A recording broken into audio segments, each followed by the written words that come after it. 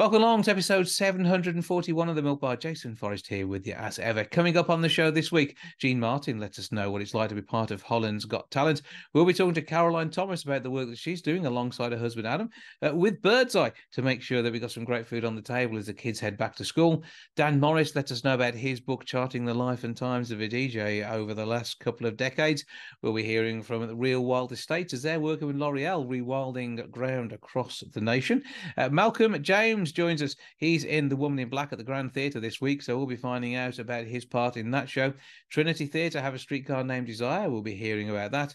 John Starkey is going to be along to talk about a wonderful world of clairvoyance, and we'll be having a natter with Rod Bissett from the Grange Players, all about their latest show too. That's all on the way on the show this week. Welcome to the Milk Bar. Welcome to the Milk Bar. Welcome to the Milk Bar. Welcome to the Milk Bar.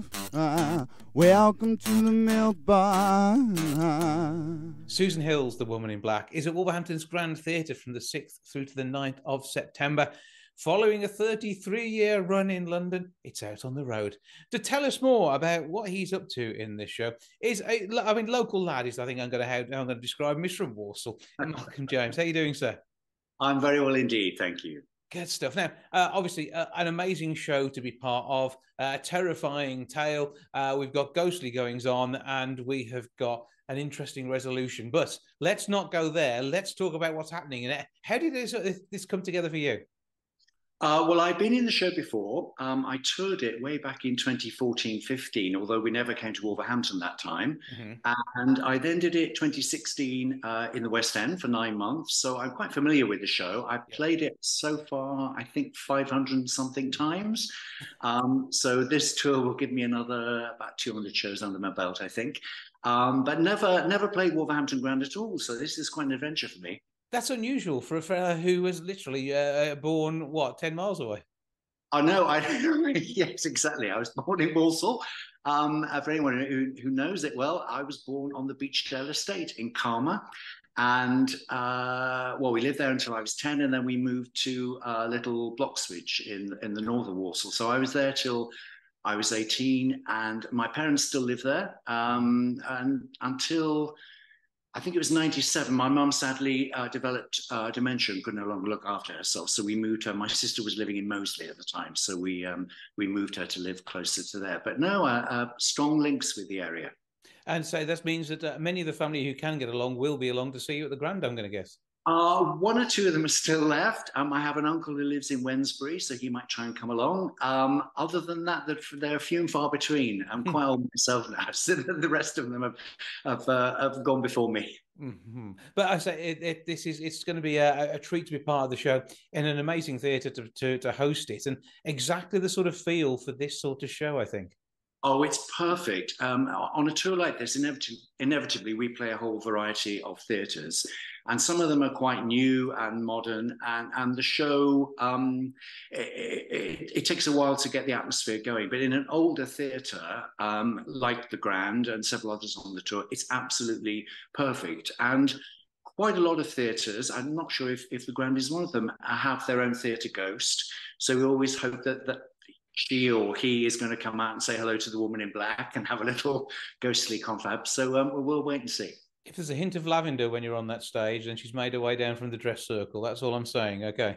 Oh, okay. Oh, I look forward to meeting her. Is she a woman in grey by any chance? It's usually a woman in grey. They often are. Well, in this case, we're talking about the Woman in Black, though. So it'll be an interesting clash of outfits if that were to be the case. Exactly. Now, this has been seen by more than 7 million people worldwide, and it's well worth adding yourself to this number. There's a lot of intrigue in here, and Arthur Kipps, an intriguing world for him. Yes, I play. It's a fascinating story. Stephen Mallatrat, who turned it into a play, he's really faithful to Susan Hill's novel. So anybody who loves the novel, they can be confident it's really that story. Mm-hmm. What he did cleverly was, I'm playing the older Arthur Kipps. Arthur Kipps, when he was a young solicitor, went through a terrible experience, and it's traumatized him. And what he's doing now, so many years later, is hiring a young actor to try and help him tell that story in the hope that he will finally kind of exorcise his demons, I suppose, purge himself of this terrible memory. So between them, they're acting out this story. So this young actor that he's hired is going to play himself as a young man, the young Arthur Kipps. And I, the older Arthur Kipps, I'm going to play the other characters that I met as a young man along the way. So it's a fascinating way of telling the story, and as well as being a very effective ghost story and a chiller and a thriller, it also celebrates what theatre can do, which is so different from film, which is why I think it's just so fantastic to watch as a live experience. Yeah, with film, you pause it, you look away. It's a box in the corner. With theatre, it is immersive. You're there feeling the emotions of those people on stage. Absolutely. I mean, there is a film version, I'm sure people know, with Daniel Radcliffe, not long after his Harry Potter days. If you go watch the film, you can chomp your way through a bucket of popcorn. You can leave for 20 minutes, come back in, chat to your friends, answer your phone. Daniel Radcliffe on that screen will be none the wiser. He will just carry on. In the theatre, the audience is very much part of the experience. It's immersive, like you say.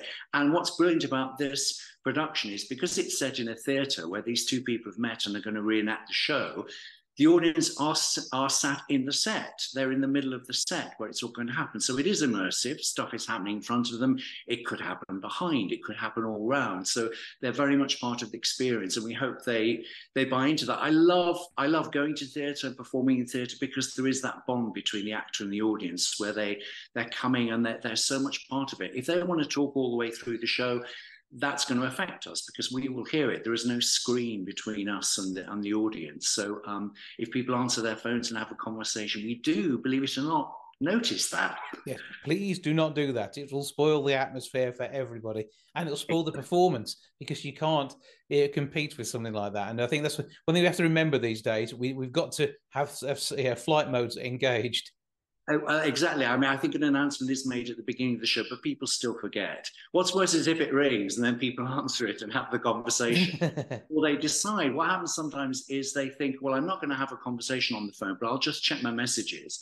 So you're there looking out into a completely dark auditorium, and then a little green light comes on, and see a little ghostly face of somebody in the audience looking at the phone. So please don't do that if you're planning to come and see the show. Absolutely. Come and see the show, but leave the phone on silent in your pocket and don't answer it. It is really the importance of live theatre should never be diminished by the tech, which can somewhat spoil it. And I say this is really, it takes us back in time, doesn't it? This is true theatre, as we've seen for centuries. Oh, absolutely. I mean, this is, there are some tricks in the show, but they're very traditional, old-fashioned tricks. This is not, it's not the kind of special effects you would get in a film. Of course, it can't compete with that sort of budget, but it's very effective. I mean, this, as you said, it's been running for 33 years in the West End, only finished this year. So many people have seen it and loved it. And many people who've seen both the film version and the stage prefer the stage for all the reasons we've said. You actually feel like you're in it and it's happening in front of you. And we're performing it that night for the audience in that theatre. And it's our job to persuade them that it's as if it's just been done once and once only for them that night. And I think that's what makes it so exciting and effective. But literally skin crawling, hair on the back of the neck, terrifying, blood curdling moments. Oh, there are some fantastic moments in it, and I do love it because I'll know when those are coming. So as I'm looking out and I'm thinking, 10 seconds time, you know what's going to happen. And of course, people sometimes shout out involuntary things, which not the kind of things I can repeat here, which is always very amusing. But yeah, people are genuinely, there's a great atmosphere in it. So people are caught up in that. And then there are certain very effective moments. So yeah, it's just a great night out. The way people who go to see horror movies love being scared because I think at the end of it, the lights go up and you walk home and it's all fine. Mm-hmm. It's the same thing going to a scary show in the theatre. It's a great communal experience. Everybody's there to just have a good old scare. And it's a great story. It's a good ghost story, but it's also a really intriguing mystery. Who is this woman? What does she want? Why does she want it? So those are all the questions that keep you going through the show. And it's the conversations that happen during the interval and after the show's finished that are all, again, part of it. Have a chat in the bar over a cup of tea, coffee, or your alcoholic beverage of choice. Always drink responsibly. And, really, you just sort of explore what's happening as part of it. That's the time to have your conversations. Exactly. Don't do it during the show. Don't nudge your neighbour and say, "What did he just say? And what was going on with that bit? I did just miss that bit." No. Wait for the interval and talk about it then. Or as you say, after the show. There's no pause button in theatre. Well, it's going to be an amazing production, and you are really certainly a fully qualified stage actor. You've done your time on stage, and I think that is part of it. We see you on TV. I mean, you appear in loads of things, and but you've never really sort of settled down into a recent TV role. You've used it as appearances, haven't you? So I think the stage is your home. Stage is my home. I've done bits of TV over the years. I do love theatre. I always like coming back to it. I just love the experience of being out there entertaining. And as an actor, I feel more in control. You do bits of TV or film, whatever. You do it to the best of your ability, but I have no control then at how it's edited, whether I might hit the cutting room floor. It might be where I'm sort of hardly in the scene, or you have no control. With obviously you're working with a director all the time, but then when you're out there on the stage, it's you, and in this case the other actor. You're working together as a team, and you're in the whole rhythm of the show, and you feel so much in control of what's happening. You're not at the mercy of an editor. So I always love coming back to theatre for that reason. Well, it is the original live on stage. It is The Woman in Black, Dame Susan Hill's amazing work, brought to life by amazing actors. It's going to be a true treat. grandtheatre.co.uk to get your tickets. Call the box office on 01902 429212 and get yourself along. As it runs from, interestingly, a Wednesday through to Saturday. And there are also performances with subtitles in there as well. So you do check out that on the Saturday shows to make sure it's accessible to all, and we can all feel that little tingle as we watch a stage show, it's going to petrify you in places, isn't it? It is, absolutely. Welcome, James. Good to talk to you. Thank you for joining us. Have a brilliant time on stage. Break a leg, and we look forward to seeing you at the Grand for the first time. Thank you so much, Jason. Thank you.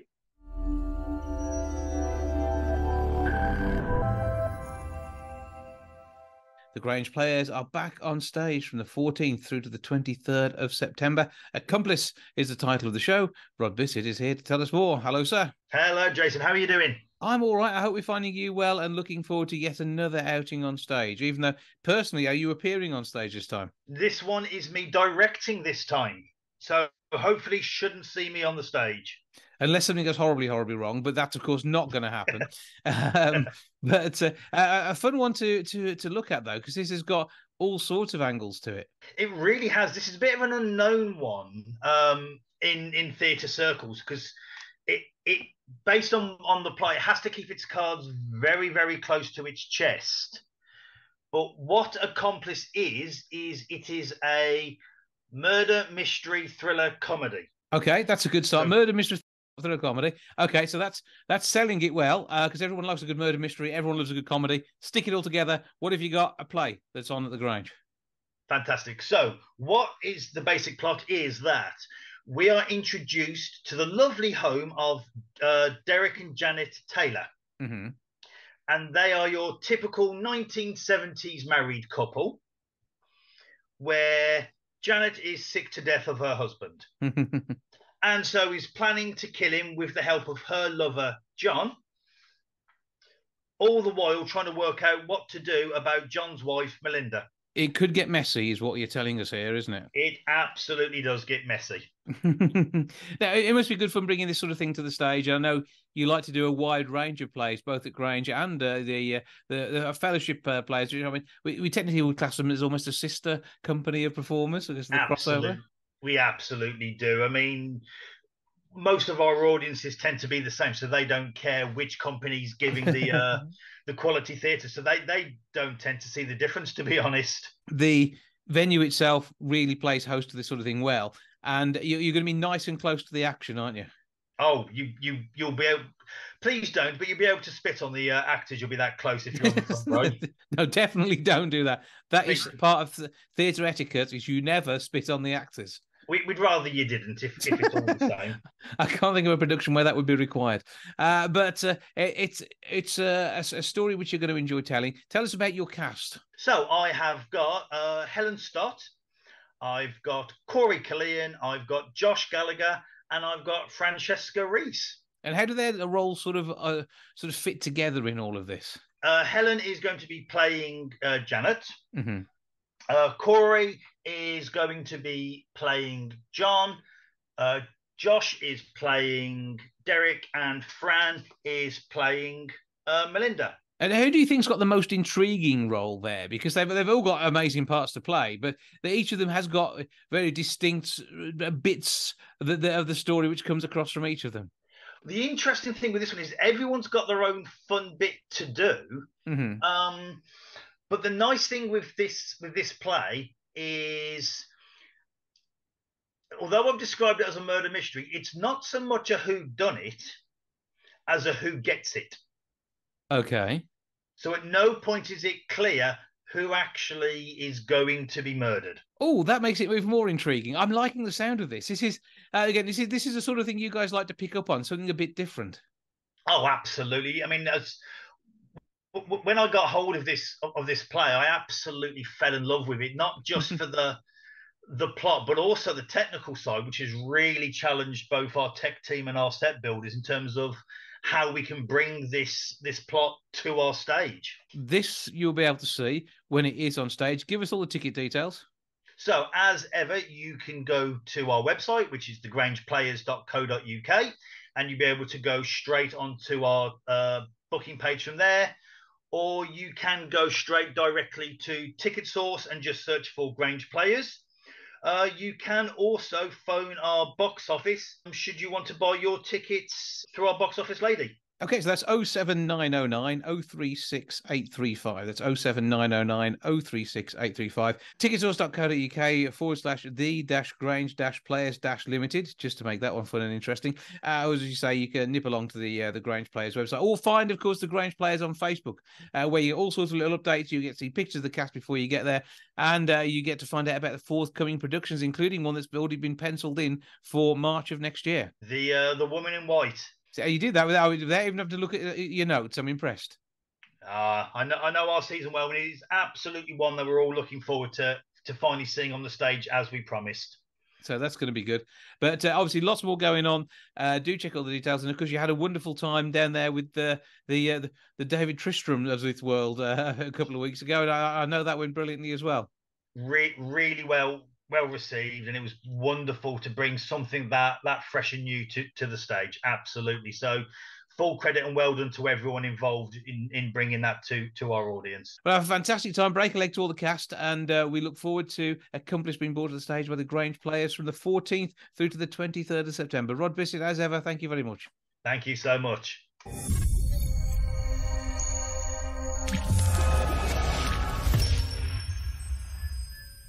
From the 26th through to the 30th of September, Trinity Players are performing Tennessee Williams' A Streetcar Named Desire. Part of the crew and cast is Jennifer Hollyhead, who joins me now. Hello. Hello, nice to see you. Good to see you too. Obviously, busy times. I find you in the kitchen at the rehearsal. So the rest of the gang are sorting themselves out next door. But what is happening? Because it's going to be another amazing show. Yeah, it is. Yeah, it's a bit of a different one. So Streetcar Named Desire, everybody, I think, knows from the old film with Marlon Brando and Vivian Leigh. It's been a classic text for ages. But this one, we're taking it a bit differently. So the cast are actually directing themselves. So we're kind of production team and cast at the same time. So we're really busy, and we're trying to get all the on-stage stuff and off-stage stuff done simultaneously. So a bit of a challenge in a few weeks. Because there are a lot of characters in this as well, aren't there? Yeah, quite a few. Cast of 8, 9, something like that. That's a lot to coordinate, particularly when you're doing something different and directing yourselves. Yeah. Luckily, we were all getting on really well, and no one's had a falling out yet or anything like that. And we are just taking it in turns. So if you're not on stage, we're kind of looking at, what works, what doesn't, that sort of thing. People have taken on roles in terms of writing down the props that come up and making sure we've got props lists and lighting plots and things like that. So yeah, it's been good so far. We'll see how it pans out by the time we get to the nitty-gritty tech rehearsals, and it all needs to come together. It'll be amazing. Yeah, it will be. Yeah. That's the good bit, right? So, I mean, Streetcar Named Desire, not something I've read, as you said already. Though, is a text for many who've maybe done their English lit exam. I didn't. I did English language, but it is something that many will experience at A level, and a story which is familiar, yet sometimes unfamiliar to people as well when it comes to performing on stage. Yeah, it is. I mean, to give you a little bit of a rundown, it's about a woman called Blanche, who comes to stay with her sister in New Orleans. You find out in the first scene that she's lost the family plantation, and everything kind of starts to unravel from that revelation, really. And it's just about her journey into, I would say, madness, maybe her kind of decline. It's supposed to be one of the kind of the greatest pieces of theatre of drama ever written, and we're definitely all finding it really interesting to look at. But every time you start to look at something in a character, you kind of go down a bit of a rabbit hole because there's so much in there to unpack. You could just keep researching. So that's why I think it's been on the A-level syllabus for so long, because there's so much to look at for every single scene, every single character. But yeah, it's good. It's nice to have a challenge, something meaty to really get into for a change. And the accents that come with it as well, they make it an even more interesting exploration of the talents that each of the performers has. Yeah, definitely. And accents in terms of different characters, but also in terms of hitting the deep Southern American accent as well. We're all kind of trying to find something that sounds right and that works for those characters. It's not an easy one to get started with, but fun, really fun. And a challenge is always good, and with the quality of work that Trinity put together, you know that you're going to get a polished piece, and the audiences are going to enjoy seeing it on stage. Yeah, we're working hard, and we want to give the best that we can. So we only have a very, very short rehearsal period for our play. So we do a musical which just finished in June. We cast the play just slightly afterwards. So we have a couple of months over the summer to get everything ready. I think we've had 14 weeks in total. But you use a magic word though, there's summer, which means a lot of people have been away on holiday, and that makes it even more intriguing. That's even more. So we've got a couple of people away tonight. I think the next time we have the full cast together is in about 2 weeks' time, to try and get everything done. So yeah, that's a challenge in itself, but one that we were kind of aware of, I suppose, before we start. So less of a burden. But no, it's good. It's going to be a really interesting show. It's a dark show. It's a dark story, but the characters themselves are so different. Then I don't think it's not a sort of you don't come to the theatre and think, oh, you're sitting through a slog for the whole night. There's loads and loads of different little storylines in there that keep you interested. And a chance for the audience to explore who they see on stage, and maybe they'll get a different take on it to them when they've read the book.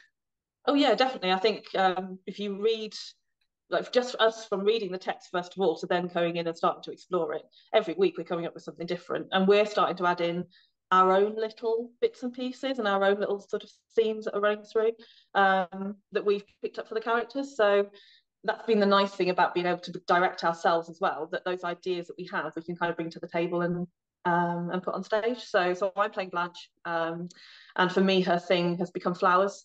She talks a lot about flowers through the play. So if you've got a kind of beady eye, you'll notice there's like little flowers in the costumes and that sort of thing. Just little bits that we've got running through, little threads that we've got running through to follow. A bit like a treasure hunt for the audience if they want to.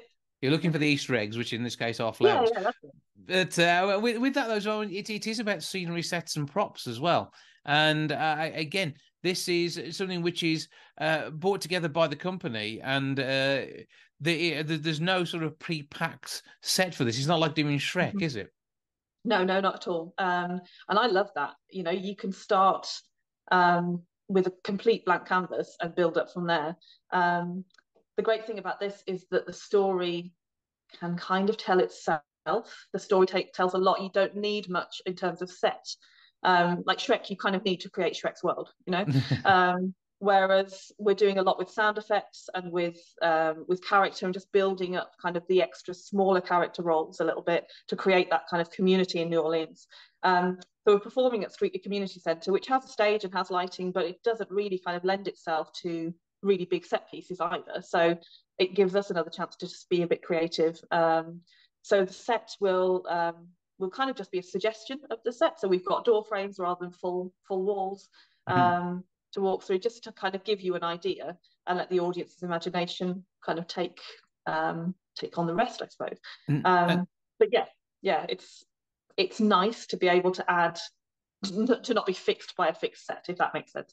But equally, so with a door frame but no walls, you can sort of kind of see what's coming as well. Yes, the character won't acknowledge it, and I think again that's going to be quite interesting for the way the play expands in people's minds as they're seeing an overview that the characters don't know about yet. And again, that's part of telling a story, isn't it? Yeah, absolutely. So there was a production that happened at the National a few years ago now with Gillian Anderson, and they had a very open set that was on a revolve. And so the audience were all in the round, and it depended on where you were sat in the audience as to which take on the story, like how you saw a scene and the angle that you saw a scene. So it's fascinating to be able to play with that perception and, you know, bring things out into the audience a little bit so that perhaps somebody hears something a little bit closer than they would if it was all just on a set. Yeah, it's fun. You know, we could keep going on this show, I think, for months and months and months, just drawing out all of these nice little bits in it. Unfortunately, we don't have that on, but it will be great for an audience to be able to sit there and kind of, as you say, build their own story and build their own take on it. Well, I'm sure that with the guiding that you're going to be doing, the acting that will be there, and the way in which the stories are told, this is going to be brought to life for so many people. As you say, it's taking place at Trinity Community Centre, 26th through to the 30th of September. The box office is 01783 928830. That's 07843 928830. Or nip along to ticketsource.co.uk/Trinity-players and get your tickets that way. Also, look for Trinity Players on Facebook and see everything that's coming together and get a bit of a snapshot of the other members of the cast too.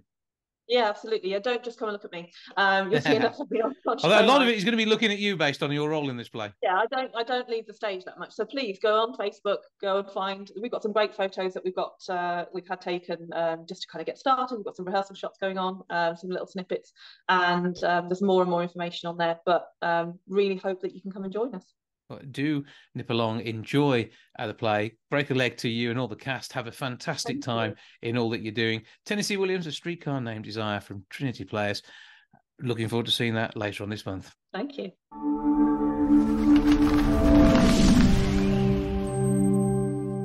Their parents are becoming bogged down by that back-to-school to-do list, whether it's getting the backpack ready, finding the uniform, or just trying to work out where the shoes went at the end of last term.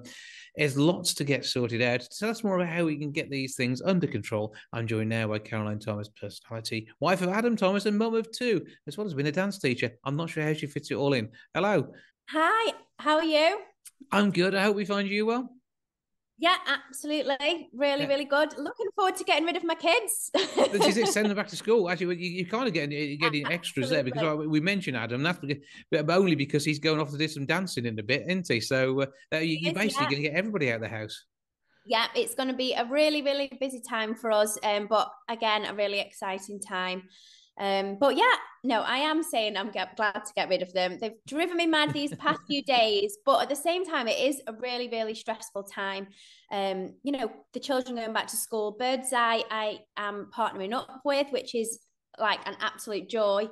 And they've done a bit of research in finding out that over half of parents like me just stress out at this time of year.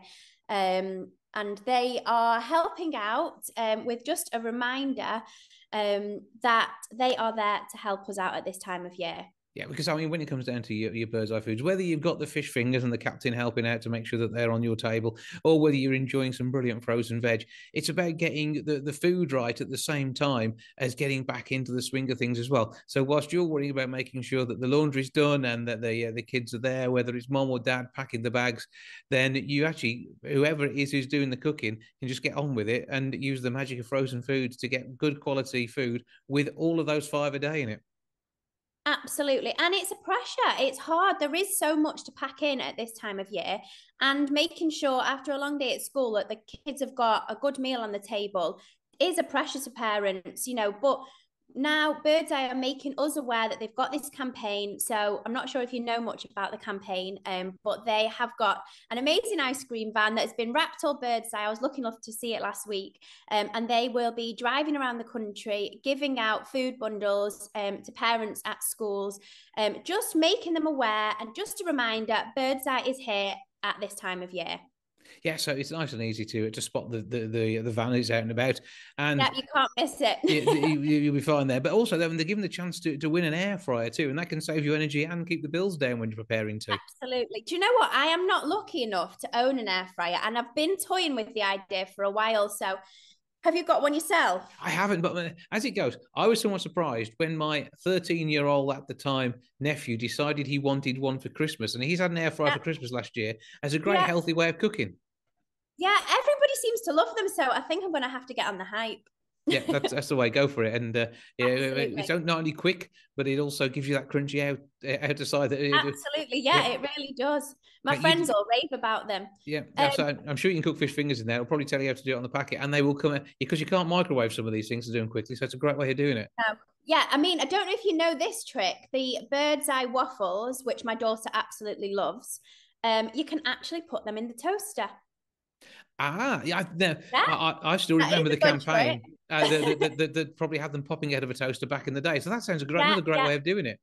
Yeah, it really is. And do you know what? If you put them in twice, they just literally have got that little crunch on the outside. They just taste unreal. I mean, my daughter actually has them with jam on as well. Really? And I was going to say, controversial. I thought ketchup would work. Taking them to a whole new level and put them in like a dessert breakfast kind of thing. But yeah, they're actually quite good. I was like, jam! I couldn't believe what she was doing. But it's actually quite nice as well. There's something to give it a try too. So okay, we'll take the tip from the Thomas family and give this a go. But it is good to be organised going back to school. And have you got everything ready for them? Yeah, do you know what? I'm fairly organised. There is a few little bits that I need to do, but I think just kind of taking the pressure off yourself by just thinking, writing a list. I'm such a list maker. Write it down. Okay, I need to do this today, and tick it off when it's done. It does make you feel a lot better. Just kind of making sure you're organised and just trying not to stress. Kids feed off you as a parent, and that's what I always think. So that's why I am turning to Birdseye in the evening, because I just think, oh, I've been and I've bought this and it's all gone off in the fridge. I've not made like the spag bol I was meant to make it. My mince is off. Forget this. It's okay. Calm down. I've got Birdseye, which is, it's nutritious. I know that the children love it, and it's just trusted products in the freezer. I can have an easy meal done within like 15, 20 minutes when I'm trying to do the spellings, I'm trying to sort the uniform out the next day. And it's just, I mean, parents is just like, oh, I'm sure everybody can understand. And so without them going off to do his Strictly thing, it's going to make it even harder work, isn't it? Because you're going to basically be fueling his Strictly with your Birdseye diet. Absolutely. Yeah. We'll come home, whatever time of night is going. It's okay. I'll put you some waffles in the toaster. It's going to be good. I like the idea. Absolutely. So is it from Wolverhampton that you're based? Yes, we are. We are in Wolverhampton. So I'm not sure if you know this, but Wolverhampton is one of the locations that the Birdseye van is going to be going to. So that is very exciting for you guys. If you go to the Birdseye website with /back to school or Birdseye socials, then you can have a look whereabouts it's going to be. And it really is amazing, and it's nice for the kids, a little treat for the kids. And obviously, as you've mentioned, you've got the chance of winning the air fryer and then the bundles as well. Well, it all sounds good to me. I'm liking the idea. It's going to be brilliant stuff to have everyone involved, particularly back to school week when it's all hectic. Make sure tea is nice and simple, and get Birdseye on the case. There isn't any pressure. Take the food pressure off your Birdseye of there. Done that ticked off for you. Okay, well, all works for me. Caroline, thank you for joining us. Thanks for having a chat, and thank you for sharing tips of jam. Is it strawberry or blackcurrant jam we're putting on our waffles? Oh no, she's strawberry and she's fussy, so strawberry seedless for Elsie. Okay, that's the way to do it. We'll give that a bash. Caroline Thomas, thanks for joining us. My pleasure. Thank you so much.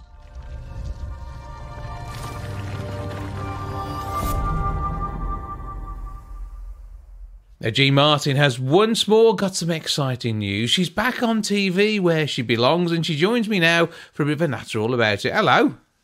Hello. Are you okay? How are you? I'm all right. How are you doing? You okay? I'm fine, Jason. Thank you. So what's going on this time? Because it's not quite BGT. It's something slightly different. It's HGT. So Holland has got talent. Now you've been living over there and back in the UK and coming to do gigs. So with your Dutch husband, this qualifies you to be part of an interesting new franchise.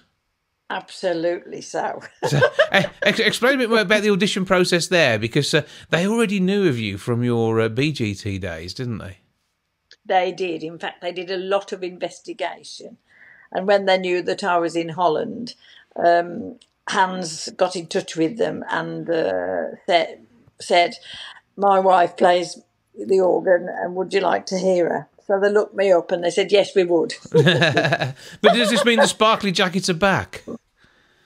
I had to put my sparkly jacket on, yes, for the audition, of course, with a few extra sequins sewn on, because it's been well worn, Jason, that jacket. I can imagine it has. There's two very different strands to your performances, aren't there? There's your traditional organ playing alongside the more lively, upbeat sort of music. So, when you're a traditional, trained, fully classical musician alongside an amazing entertainer, all rolled into one. And that means that, you'll go sparkly jackets one day and the next thing you know, you're wearing a ball gown.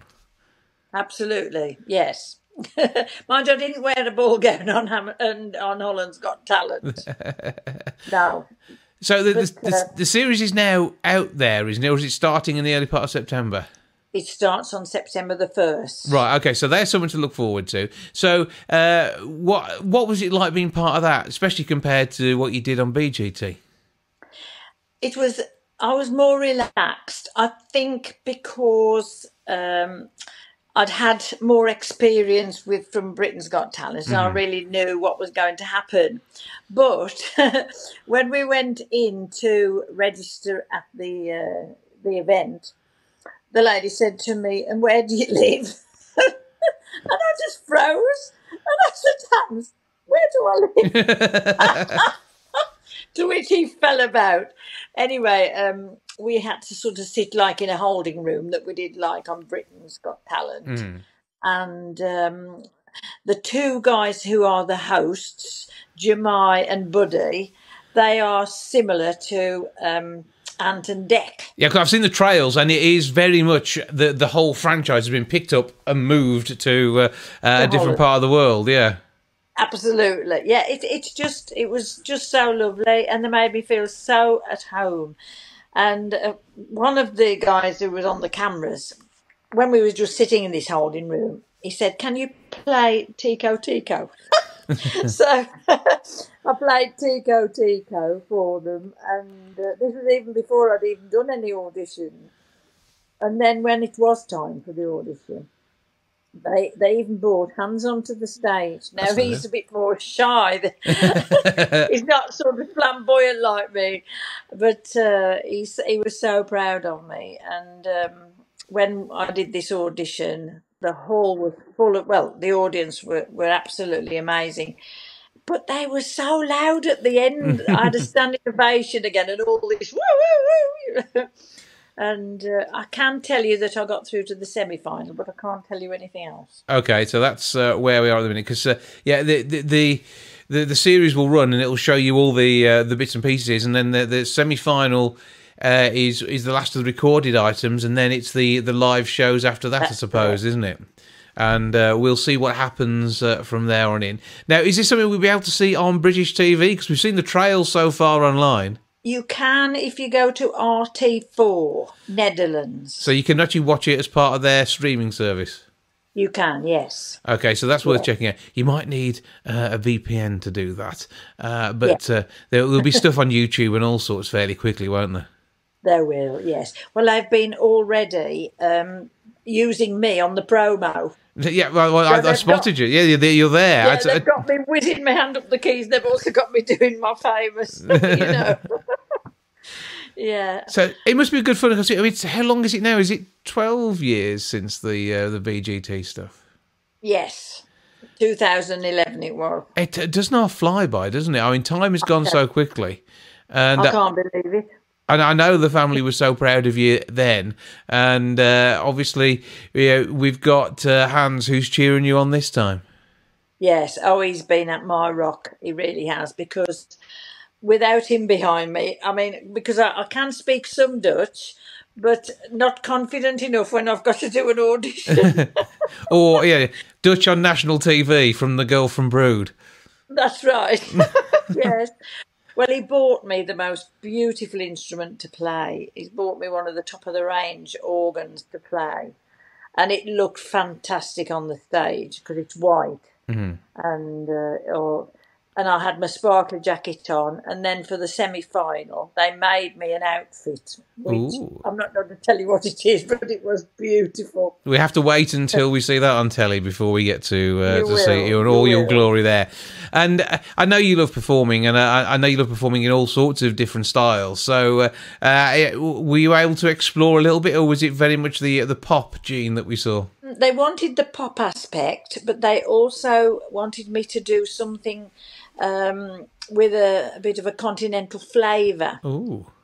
Oh. Okay. So I did a series of little clips because, again, you only are given a short moment. It's got to be 1 minute and so many seconds, the same as on Britain's Got Talent. Mm-hmm.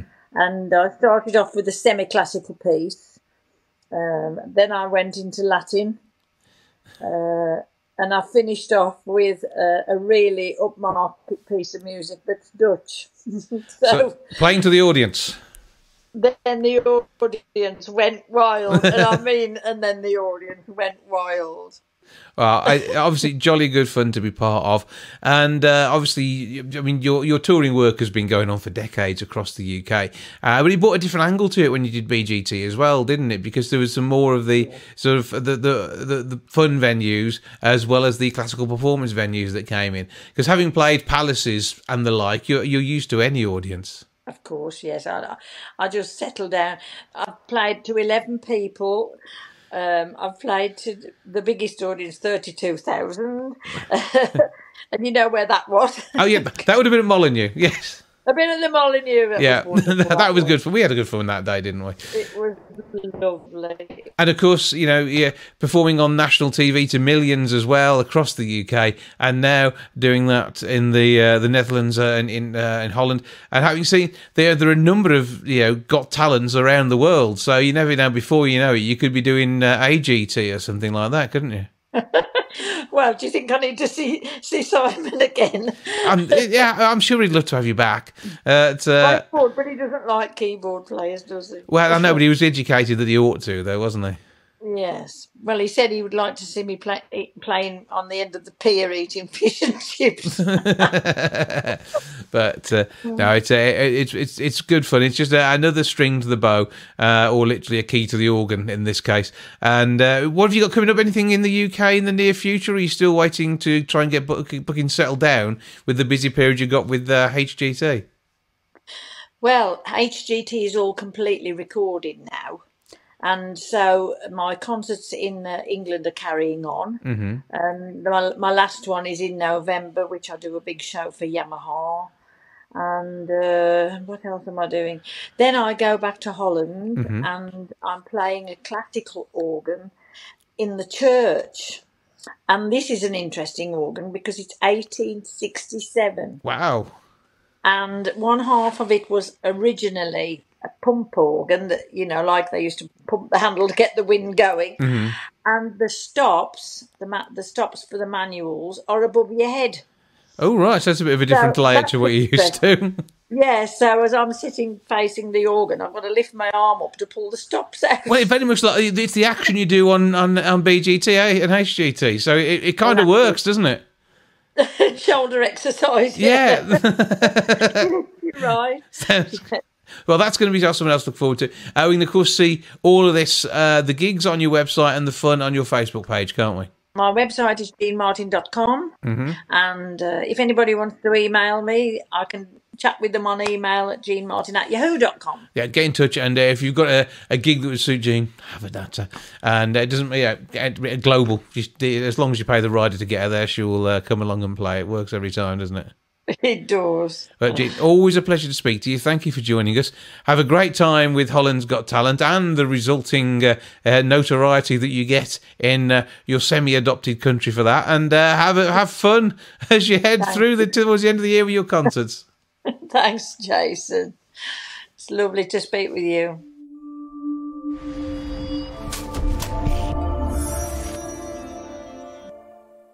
Somebody who knows his way around a set of DJ decks, whether they're virtual or real life, is Dan Morris. He has got a book out, Bang the Stage. Again, a true life account of an ordinary DJ, much more than ordinary. And he joins me now to tell me all about it. Hello, sir.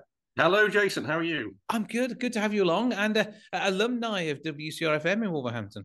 Indeed, yes. It's been a few years, but yes, I have been there and done a show there. With the poor of the fact you aren't doing that at the moment. However, give us a bit of the journey through your DJing life. Oh, well, yeah, it's a bit of a mad one, really. I started in 1997. I was a young lad then.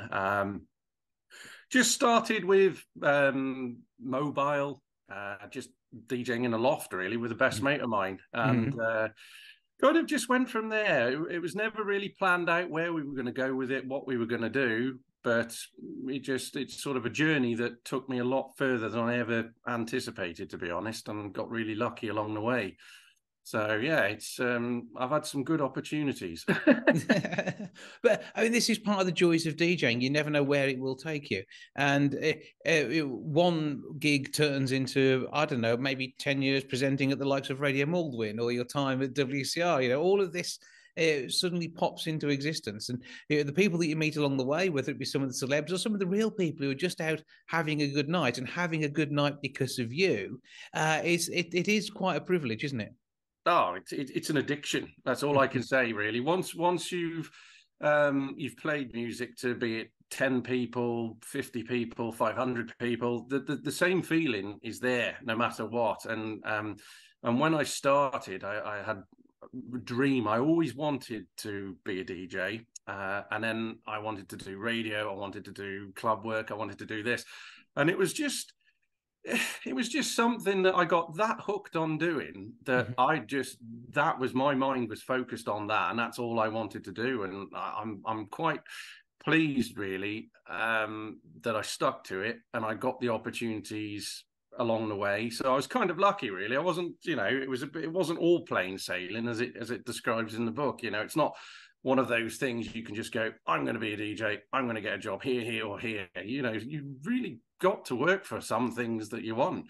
You have to work, you have to have the talent too, and you have to have an amenable world around the DJ way of life, because I know this is a part of a 2 to 3 pronged career for you, so you've got other interests and other ways of paying the bills, and all of this comes together to create Dan Morris the experience. Yeah, it does. It does. When I was a lot younger and had less responsibilities, I lived for the weekend. All I could think about on a Monday morning is, when's the next gig? What are we doing? How are we going to do it? And my journey was a little different sometimes, but sometimes with alternative employment didn't quite go my way sometimes, because I was just so focused on doing the radio work, the club work, the mobile work. So, luckily, I realized once I got a little bit older that I do need a regular job to pay the bills. So it's one of those things, though, isn't it? Because I mean, DJing is a nice extra income for many people, but equally it is a vocation and something which there's an elite who do the top level gigs. They were warming up at concerts or are the gig. I was talking to Judge Jules last week. I mean, he was doing a warm up for a classical thing because he was one of the names that was selling the bill. But the fact that you've got DJs who perform at the likes of maybe the NEC, NIA, whatever those venues are called these days, who are performing before a show to really wind that crowd up. And I think very often people don't get that actually is a huge skill and talent. I mean, having done 80s nights myself back in the 90s, I was doing this stuff just around Wolverhampton. And I had a day job in Leicester, so I'd commute to there. And so I was doing crazy hours. And you never really realise what hours your DJ is doing, as well as making sure they've got the latest music. And in your time, it's been on vinyl and CD, and then vinyl again, and then as digital files. And all of that, it's a lot to curate. It is a lot, and when I was writing the book, it was bringing back the memories of when I just had all the energy in the world. I never got tired. It was nuts because I remember I was holding down a day job, which required me to start at 5 a.m. in the morning. But yet I'd go out on a Wednesday night, on a student night, and I'd DJ till 3 in the morning. Mm-hmm. And I'd come home and I probably wouldn't even go to sleep. I'd just get up, have a shower, and just go back out of the door and work again. But, when you've got a fascination with it like that and you're getting gigs, you just go with it. But it's the energy that drives you on. I mean, having done similar, the problem is you stop doing that, and then suddenly getting back into it is hard work as you're getting a bit older. But you're not quite as old as me. But I tell you, once you turn 50, you don't want to do it at all. No, some of the things now I think about what we did, the rigs. I mean, we did it. We just went crazy with it. It was I had some really good friends that helped me. A best mate of mine who came along, that's in the book. The pinnacle part of that is him, and we loved, as much as I loved the DJ, and he was obsessed with the lighting and the sound and things like that. And they're special people as well, though. Oh, he was brilliant. Mark, he was just fantastic, and there was no way I would have ever got to experience some of the gigs I've done as a DJ without him by my side. He was brilliant. Whether he'd say the same or not, I don't know. But yeah, it was brilliant. We had such a good time.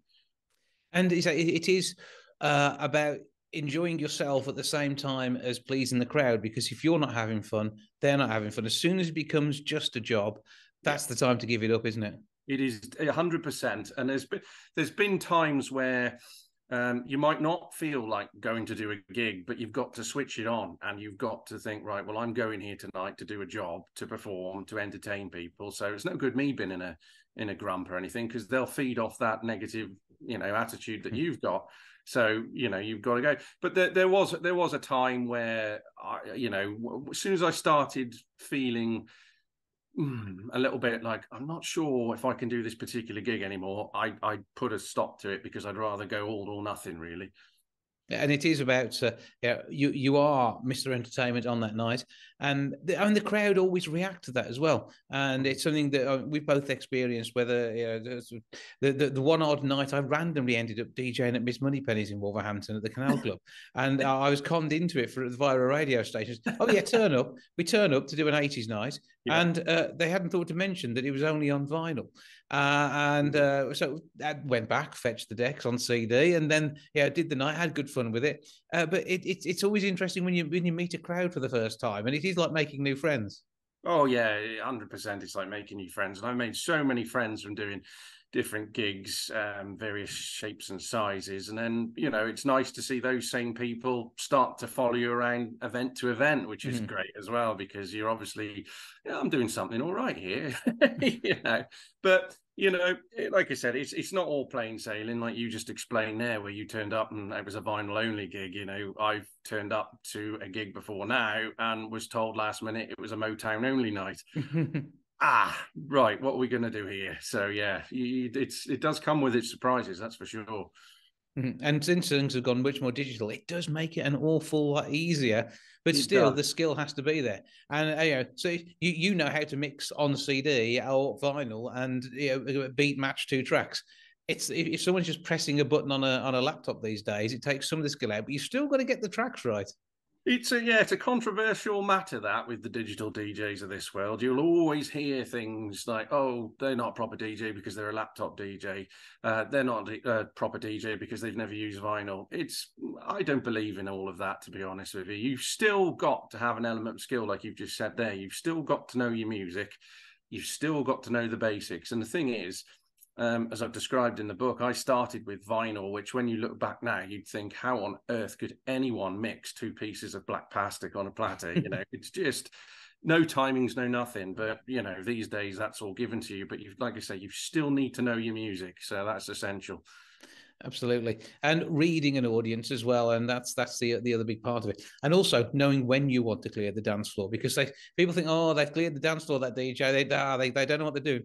They do. The buffet's about to start, or they want to get the kids up for whatever reason. And whether it's a family party you're doing or whether a massive nightclub, there's always got to be a change of shift, hasn't there? So you don't wear out your audience. Exactly that. And it's the same towards an end of an evening as well. You have to, at the end of the evening, I found with some, not all gigs, but some gigs, you kind of, if it's really, really lively and you've got 10 minutes before the place shuts and the security is starting to look at their watches and panic, then you kind of got to think, right, I've got to slow this down a little bit and try and put the brakes on it a little bit and just sort of like a plane landing almost, you know, and coming in for the land.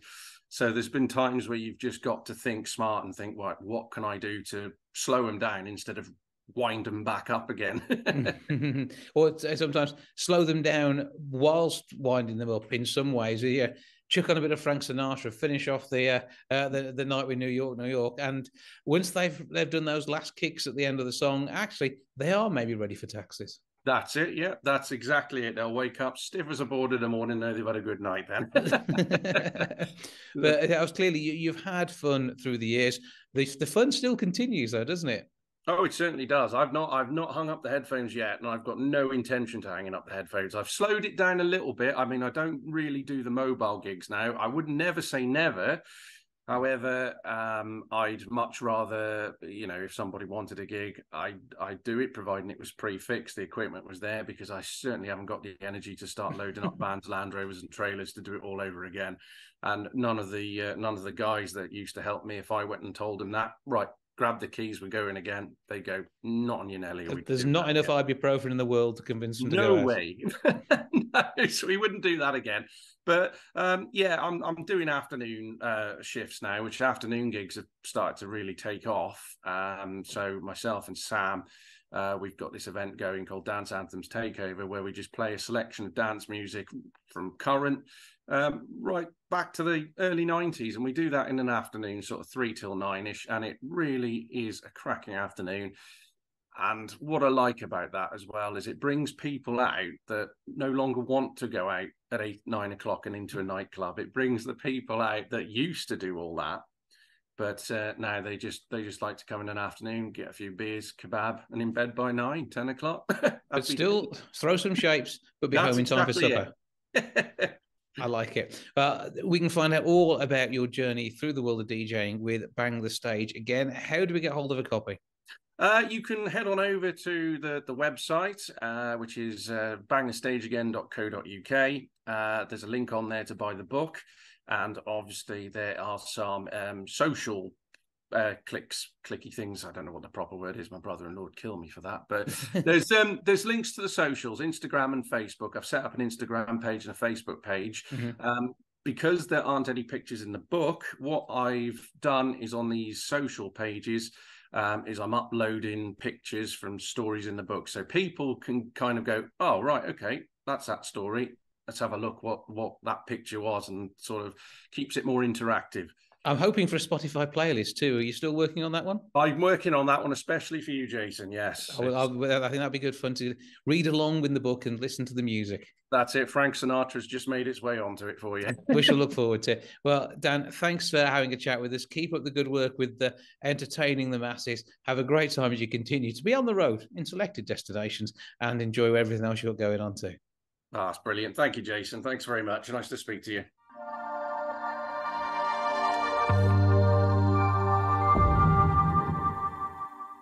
Restoring biodiversity in your garden can improve not only your environment, but that for the animals and plants that live there too. To tell us more, I'm joined now by Julian Matthews from Real Wild Estates.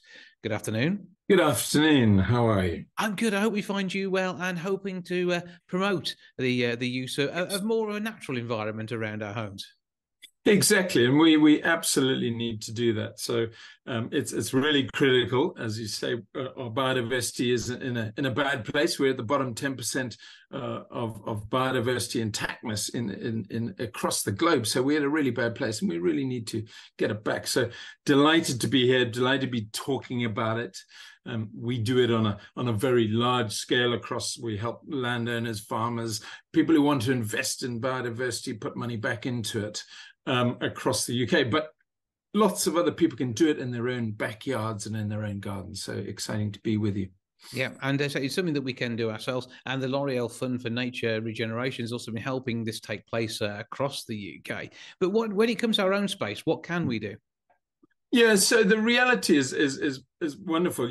When you look at your garden, there are lots of things you can do. One of the things nature loves scruffiness, and of course we don't as humans. We kind of we need to get away from this sort of Victorian gardens, which has everything in straight lines and things. Nature doesn't do that. Allow nature a little bit more space in your garden. Allow it to be self-willed, so it's able to dictate a little bit of what it does.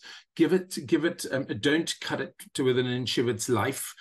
So don't mow so often. Don't trim it back all the time. Winter, we're in autumn time now. Really important to allow cover, allow the grass to grow back, allow things to be in there. Don't forget it. The minute you cut it, you've just taken away all the most of the species have now been cut out of it. They've laid their eggs in those areas. You've destroyed habitat for a whole section of wildlife. So it's really important that you don't do that. You make sure there's still food in your garden for them. There's still water around. So those things are really important. So I always say, think like an animal when you're in your garden.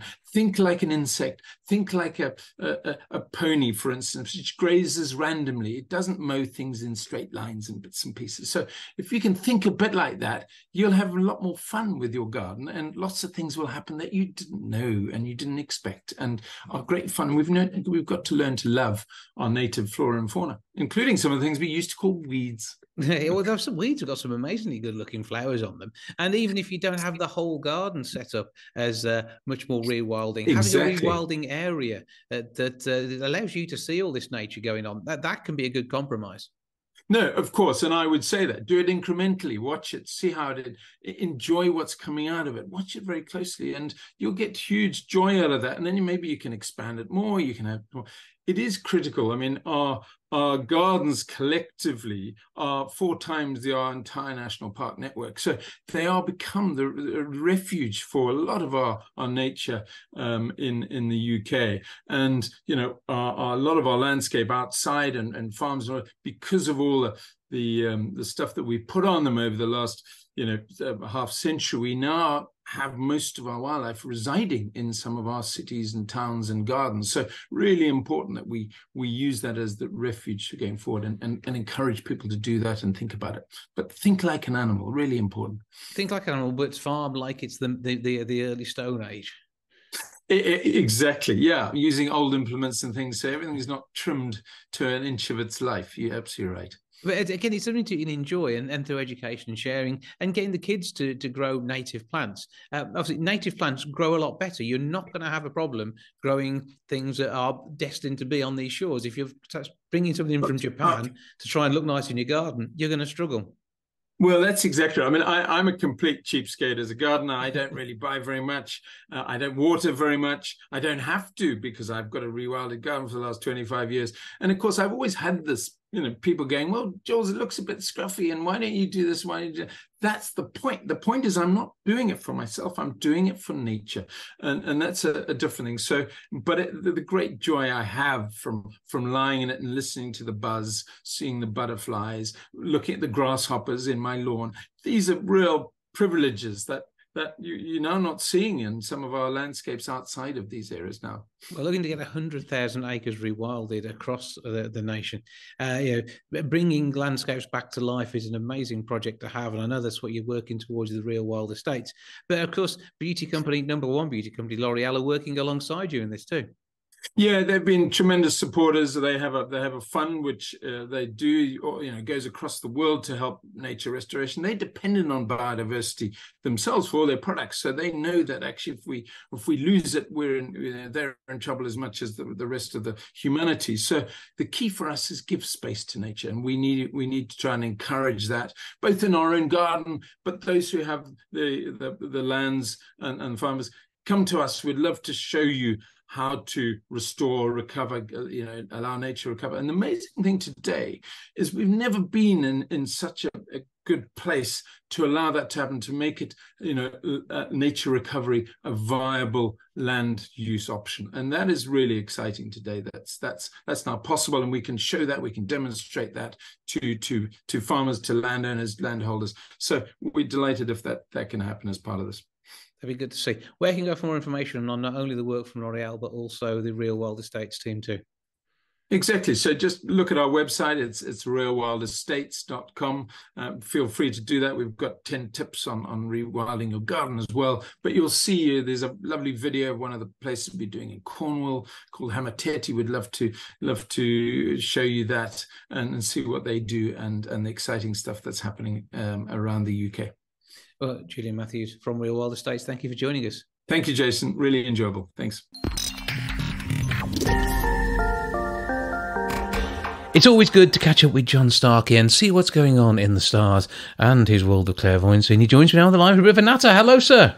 Hello, how are you doing? I'm all right. How are you keeping? Good, I'm fine, thanks. Good stuff. Now, obviously, the world in which you live has sort of been moving around quite a lot. You've been doing a load of work for people via telephone of late.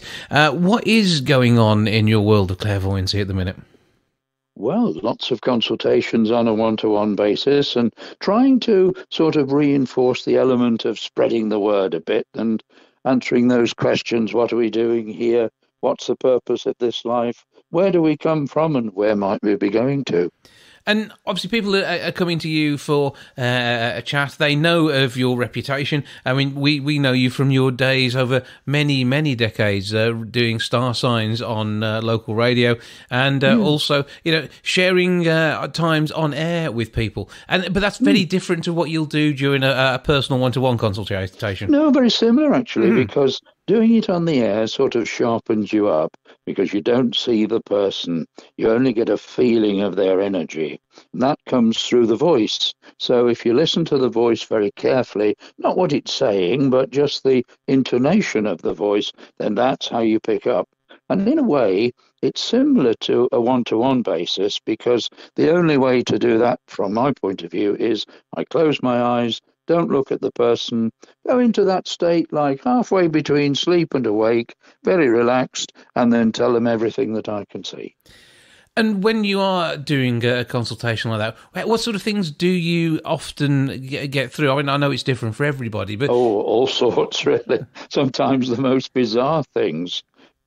All kinds of things come through from things to do with emotions and relationships and whatever really is in the energy of the person, because I think that picking up on that energy is really quite profound sometimes. And often people will come to you because they have a specific question. And that can sometimes be a bit difficult because obviously you don't really want to be guided by what they're saying. You want to be guided by the energy. That's right. Well, we do the questions at the end, and that's the reason why we do that. First of all, I talk to the person, tell them what I can see, and then if they want to ask questions about it or about something else, we can do that as well. Now, with the world of the horoscope, I noticed something you say you've worked on in the past. I mean, how do you feel 2023 is going to finish for us? I mean, really, as a nation to begin with. Yes, it'll finish with a bang. I get the feeling that what will happen is that I did a little podcast a couple of years ago and was asked a similar question. And unfortunately, I abruptly answered that I could see almost civil unrest. And I think that's probably going to be where we're going. But I think in astrological terms, it looks as if there's something like that will clear the air and then begin to take us back to some sort of balanced normality. Because it has been a difficult time, and of course this has caused many people to worry, and probably people who maybe haven't spoken to yourself or someone in your profession before to seek extra guidance. Yeah, sometimes, yes, there are people who worry about all sorts of things. And of course, whenever there's blight or difficulty, then we tend to become, myself and people like me, tend to become very busy. And with the number of years now you've worked in this area, and in Wolverhampton and the surrounding areas, and now working in the main part by phone, I mean, you've met some wonderful people along the way, haven't you? Oh, absolutely, yes. Very interesting people. Quite bizarre people, loving people, all kinds of different people. And they've all got this lovely energy in their own sort of way. Now, with the world that you work in, is there any things that you try and avoid talking about with people? Where, maybe, I suppose everything has to be out there in the open. Well, whatever you talk about, you should talk about in a sympathetic way and a way that really isn't going to shock or frighten anyone. However, as conversation is as normal, sometimes you might say to somebody, for example, I see you having a child, and it may be the last thing that they want. So they're not going to be particularly happy at that point, whereas someone else would be elated in that respect. So you just deliver it in such a way, if you can, that's calm and that you are trying to help them as much as you can. And how does it feel for you when you get the energy that you pick up on, that you then, through what you have, turn into an understanding of maybe what could be perceived to be the future for somebody? Yeah, well, it's great because when I first started in 1969, I was what drew me to it was a combination of fear and excitement. Well, the fear's dropped quite a lot over the years, but the excitement is still there. And the ability to sort of sense things with people in a very ordinary kind of way. Anyone can do it. It's just a matter of attuning the right part of your mind, getting to that halfway state, halfway between sleep and awake. In India, they'd probably call it a dharma. And once you get to that state, then you just let your subconscious mind let the person know exactly what you can feel. So in a way, it's very exciting still. And back to the horoscopes briefly. I mean, how does a chart work, and how would you put it together for, say, a person, or maybe when you're doing something like a horoscope for Pisces on the radio?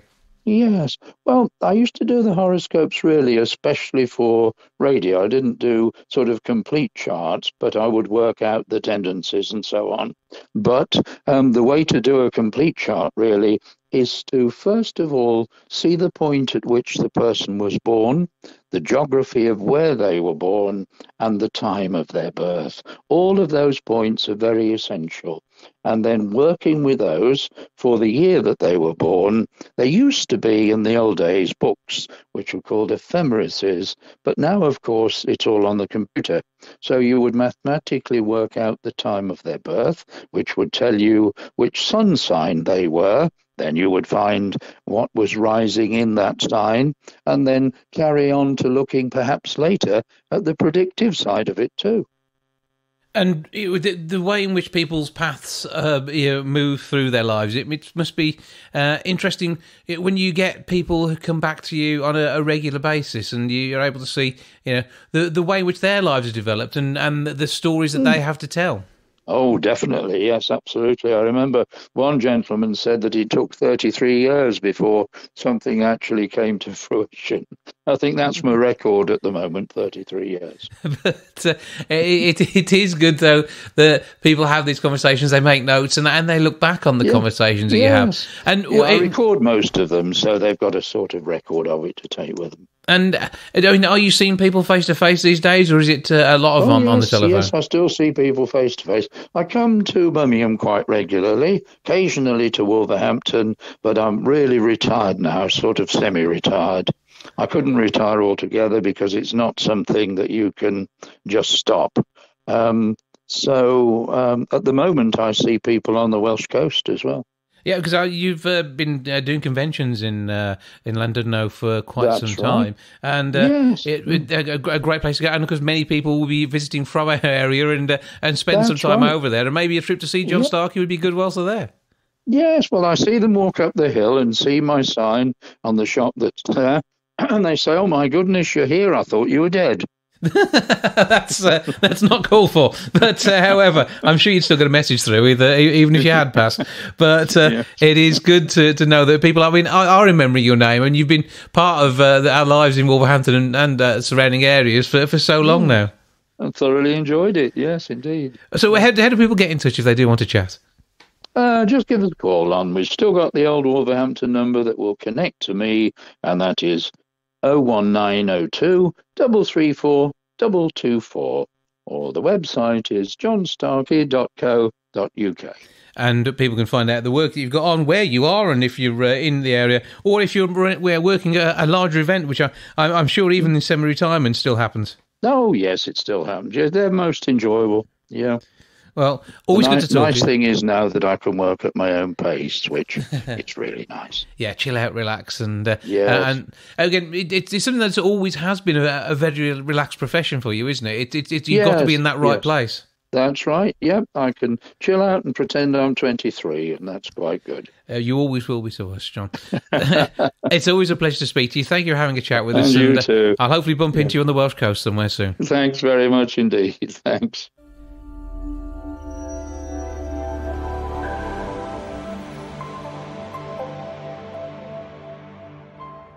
That's all for this week. Thank you so much for joining me. Back with episode 742 next week. I'll see you then. Ta-ra for now. Goodbye from the milk bar. Goodbye from the milk bar. Goodbye from the milk bar. Goodbye from the milk bar. Yeah. Goodbye from the milk bar. Yeah.